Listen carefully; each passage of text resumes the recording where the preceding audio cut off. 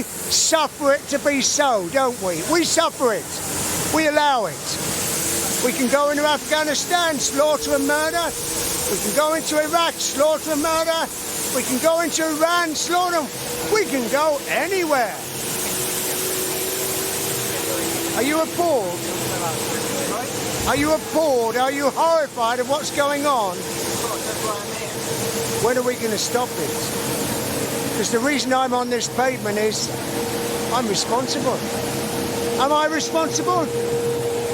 Do I just say fuck Bush and fuck Blair and that's my little cop-out, my little get-out? Oh no, sir. I voted for Mr. Blair. He betrayed me. So what do I do about it?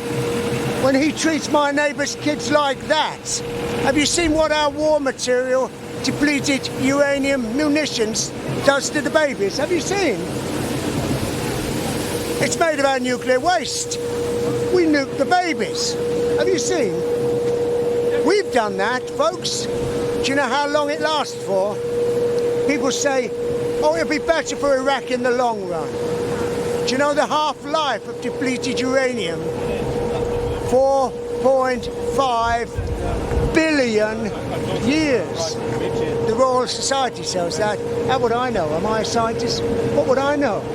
But I do respect our best scientists. Beavis and Butthead, Bush and Blair, they've nuked these places until the end of time. And it's all okay, folks, because Saddam's a bastard. Well, that's all right then, isn't it? Check it out. Check it out. We are worse than Hitler. Check it out. What we have done is worse than Hitler could ever do. He didn't have our weapons, did he? Oh, he gassed people. He was a wicked, evil bugger. We know that. My dad was one of the ones who went into Bergen-Belsen, one of the very first to go in there as their saviours. That was my dad. My dad was a sniper in the British Army. What my dad saw in Bergen-Belsen. And my dad gassed himself 20 years later. It's part of the reason I'm here. Yeah, Hitler was an evil bastard. He gassed people. Do you know what we did to Fallujah? Poison gas. Did you hear about that yet? Poison gas. Napalm Mark II. Oh, a new improved version. Better. Works better than the old stuff. The old stuff was what we would call petrol, you know, mixed with polystyrene. Nice stuff. Sort of, hey, I'm an old bastard, I am, and little girls used to have nylon nighties when I was younger, and we stopped that because when there was a fire in the house, the nylon would stick to the skin, wouldn't it, of your poor little kiddie? So we stopped that. Well, polystyrene is intended to stick to the skin, and now it's aeroplane fuel, far more volatile than petrol. I know this beggar here, I know his face. What's your name? I don't know you. Oh no, it was David Icke once upon a time. He looks similar. He was stood the other side of the barrier. Yeah, he was a good lad. Yeah, Napalm Mark II.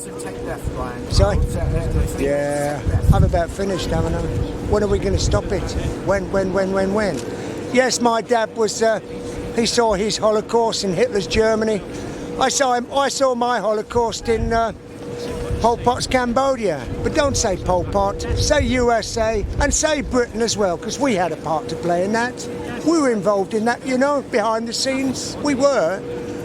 How much longer are you going to be here, honestly? I don't know. How much longer can I last? How much longer can these people last? I get fed, I get watered. I've sort of lost my appetite. People are starving. There's 45,000 children starving every single day in the world. Tick, tick, tick, tick. 6,000 children dying of dirty water disease every single day.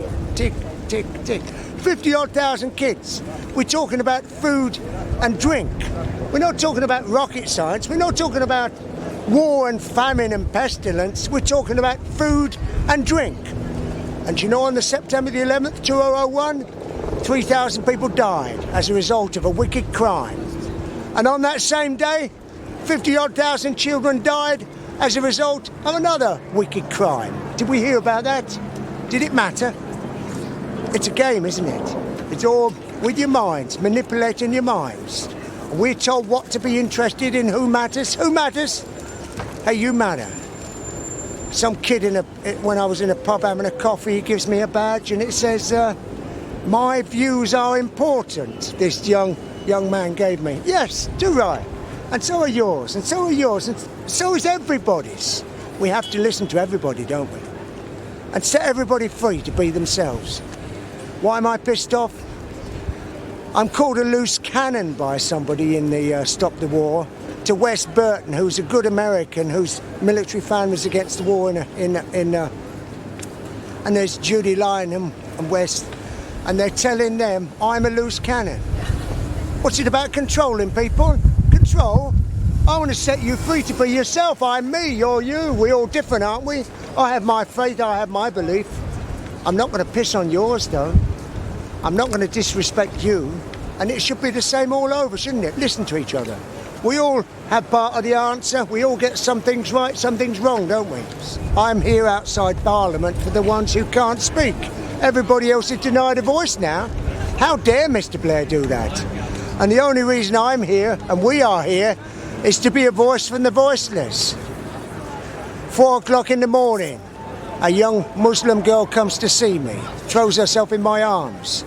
I was one of the first to know the bombs had started falling on Baghdad. She came with her young man. She was beside herself.